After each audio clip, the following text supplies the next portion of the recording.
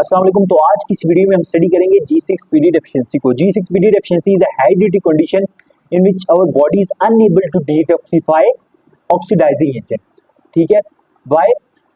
अब आपको पता है कि अगर आपने लास्ट वीडियो देखी हो जिसमें हमने HMP शंट पाथवे पढ़ा था, जिसमें हमारे पास क्या होता था, ग्लूकोज कन्वर्ट होता था इनटू ग्लूकोज 6 फॉस्फेट, और ग्लूकोज 6 फॉस्फेट पे हमारे पास एक एंजाइम एक्ट करता है जिसका नाम होता है ग्लूकोज 6 फॉस्फेट डिहाइड्रोजिनेज। ठीक है, ये एंजाइम क्या करता है, ग्लूकोज 6 फॉस्फेट को कन्वर्ट करता है इनटू 6 फॉस्फोग्लूकोनोलेक्टोन में। ठीक है, और इसी स्टेप में हमारे पास NADP कन्वर्ट हो जाता है इनटू NADPH। ठीक है, अब जब हमारे पास इस एंजाइम की डेफिशिएंसी हो जाएगी, G6PD एंजाइम की डेफिशिएंसी हो जाएगी, तो उसके रिजल्ट में हमारे पास NADPH की भी डेफिशिएंसी हो जाएगी।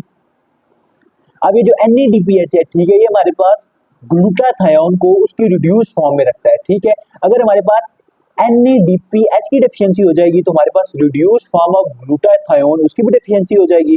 और जो हमारे पास रिड्यूस फॉर्म ऑफ ग्लूटाथायोन है वो हमारे पास जो ऑक्सीडाइजिंग एजेंट्स हैं, ठीक है, हाइड्रोजन पेरोक्साइड वगैरह, उनको क्या करता है, डिटॉक्सिफाई करता है, उसको वाटर में कन्वर्ट करता है।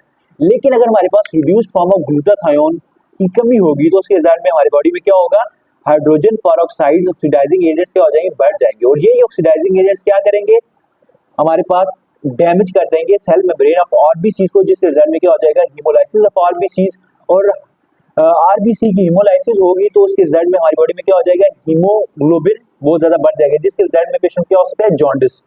ठीक है, अब नॉर्मली जो हमारे पास G6PD डेफिशिएंसी है ये एसिम्प्टोमेटिक होती है। ठीक है, जो हमारे पास पेशेंट होता है G6PD डेफिशिएंसी का, वो एसिम्प्टोमेटिक, उसको कोई सिम्टम शो नहीं हो रही होती। ठीक है, लेकिन जब उसको कोई भी जो G6PD डेफिशिएंसी का पेशेंट है उसको ट्रीट किया जाए विद ऑक्सीडेंट ड्रग, या उसको फाइवाबीन्स दिए जाए या इन्फेक्शन, तो उसके रिजल्ट में क्या होता है, ऑक्सीडेटिव जनरेशन होती है फ्री रेडिकल्स की, और वो बनाते हैं हमारे पास हाइड्रोजन पेरोक्साइड ऑक्सीडाइजिंग एजेंट्स बनाते हैं, और वो हमारे पास क्या कर देते हैं, डैमेज कर देते हैं हमारे सेल मेम्ब्रेन ऑफ आरबीसी को। ठीक है, ऑक्सीडेटिव ड्रग में हमारे पास कौन कौन सी आती है, antibiotics, anti malarial and antipyretics. और इन्फेक्शन में क्या होता है, हमारे पास इन्फ्लेमेशन इंड्यूस हो जाती है, और जिसके रिजल्ट में हमारे पास क्या होती है, जनरेशन होती है फ्री रेडिकल्स की मैक्रोफेज। मैक्रोफेज जब फैगोसाइटोसिस करते हैं तो उसके रिजल्ट में फ्री रेडिकल्स जनरेट होते हैं, और यही फ्री रेडिकल्स आगे कन्वर्ट हो जाते हैं इनटू हाइड्रोजन पेरोक्साइड, और ये हाइड्रोजन पेरोक्साइड क्या कर देते हैं, डैमेज कर देते हैं सेल मेम्ब्रेन ऑफ आरबीसी को, जिसके रिजल्ट में क्या हो जाती है, हीमोलाइसिस ऑफ आरबीसी।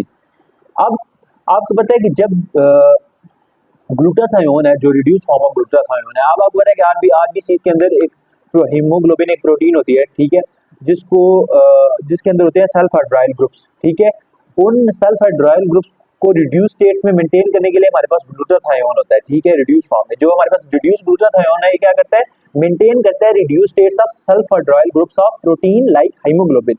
लेकिन जब हमारे पास रिड्यूस फॉर्म ऑफ ग्लूटाथायोन कम हो जाता है, तो ये जो हमारे पास सल्फाइड्राइल ग्रुप्स हैं हीमोग्लोबिन प्रोटीन, वो क्या करते हैं, उनकी ऑक्सीडेशन हो जाती है, जिसके रिजल्ट में वो प्रोटीन हीमोग्लोबिन ये डीनेचर कर जाती है और सॉल्युबल मैसेज बना लेती है, जिनको हम कहते हैं हैंस बॉडीज। ठीक है, अब क्या होता है कि नॉर्मली, ठीक है, जब रिड्यूस फॉर्म ऑफ ग्लूटाथायोन कम हो जाता है, ठीक है, तो उसके रिजल्ट में हाइड्रोजन पेरोक्साइड का लेवल बढ़ जाएगा, और ये हाइड्रोजन पेरोक्साइड का लेवल ये क्या कर पाता है, ये हमारे पास ऑक्सीडेशन करवा देता है सेल मेम्ब्रेन प्रोटीन की। हमारे पास हमने देखा था ना कि ये डैमेज करता है हमारी सेल मेम्ब्रेन ऑफ आरबीसी को। कैसे डैमेज करता है, ये क्या करता है, सेल मेम्ब्रेन प्रोटीन्स है ना, ठीक है, उनकी क्या करवा देता है, ऑक्सीडेशन करवा देता है, जिसके रिजल्ट में आपकी सेल मेम्ब्रेन की प्रोटीन क्या हो जाती है, रिजिड हो जाती है। और जब भी ये आपके स्प्लीन से, splenic trabecular spaces of splenic red pulp से पास करती है, वहां ये आपके आरबीसी रप्चर कर जाते हैं और हीमोलाइसिस हो जाती है। ठीक।